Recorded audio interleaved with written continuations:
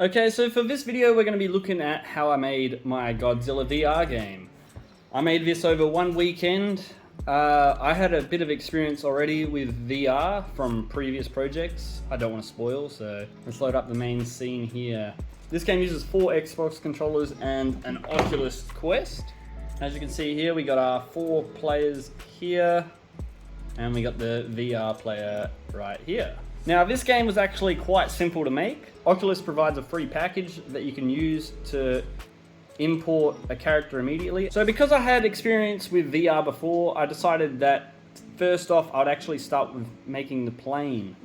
The reason why is because I sort of already had an idea on how I was going to do the Godzilla, and I'd never done anything like a plane before. I'd had no idea on how I was going to make it fly, so I spent a couple of hours trying to work out, looking up physics and all that, and I ended up going really arcadey, and I think I just used if I'm remembering correctly, I think I just used a rigid body, yeah. So I've just used a rigid body and we can actually open it up and I'll just show you. So I'm changing the rigid body's velocity, moving it forward all the time, and then just rotating it based on inputs, and then creating a missile when I shoot. It's really simple. This is the entire script that's controlling the player. All 4 players have the same script, just altered for different controllers. What I'll do actually is I'll get rid of all of these. The game is crazy laggy. Let's see what's my stats on this. I'm getting 25 frames a second. This is why I don't want to release it. It's it's very, very laggy, and this is just with 1 player on. Imagine when I had 4 going. So you can rotate around by pressing RB, LB. You can hold X to boost. That's about it, really. It's just really simple controls. So I've had a few people ask if I could release the game. From what I'm going to tell you here, you probably could make it yourself, really. As I said, it only took me about a weekend, and it's quite simple. I've just shown you the whole script for the plane. It's just simple rigid body, changing the rotation. That's about it. When the missile gets created and it collides with anything and explodes, if it hits the Godzilla character, it deals damage. The Godzilla though, let's get that going. Because a lot of people were saying they would like to have seen what the view is like for the Godzilla. So let's get this on. So with the Godzilla, I got my hands here. I can grab, I can shoot. It just goes wherever I'm pointing. I can pick up these trees and throw them. I can smash the buildings with my hands.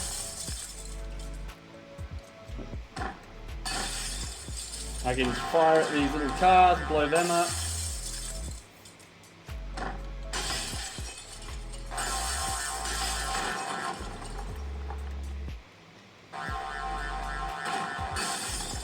So for the laser, I think I was using one of the art packs I used actually contained a laser.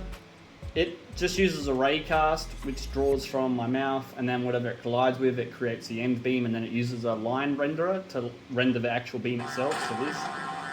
And it's got little particle effects coming out.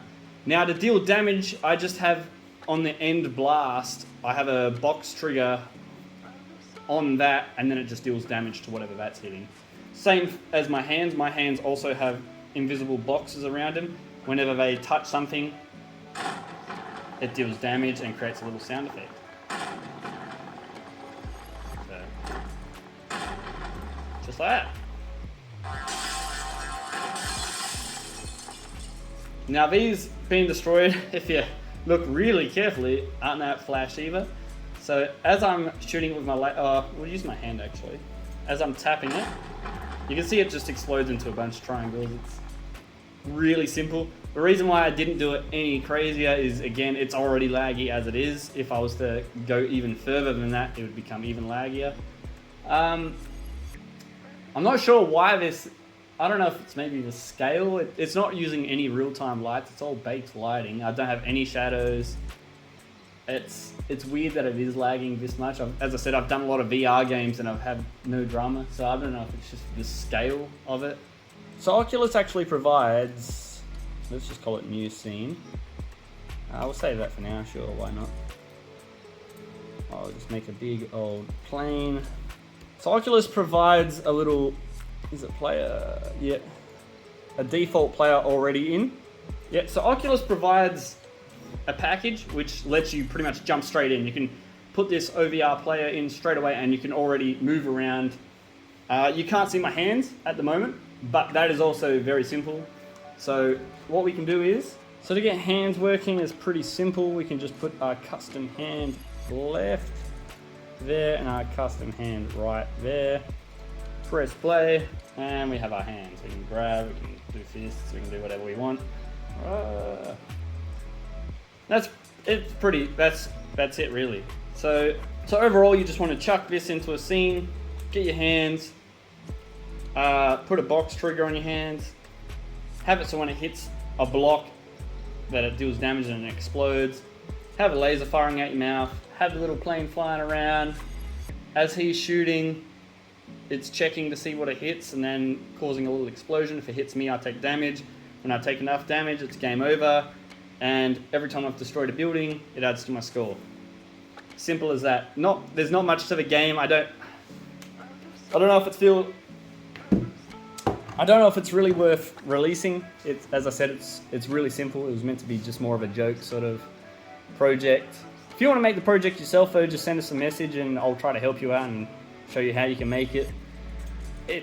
I would do a full tutorial on it, but I don't feel it's worth it.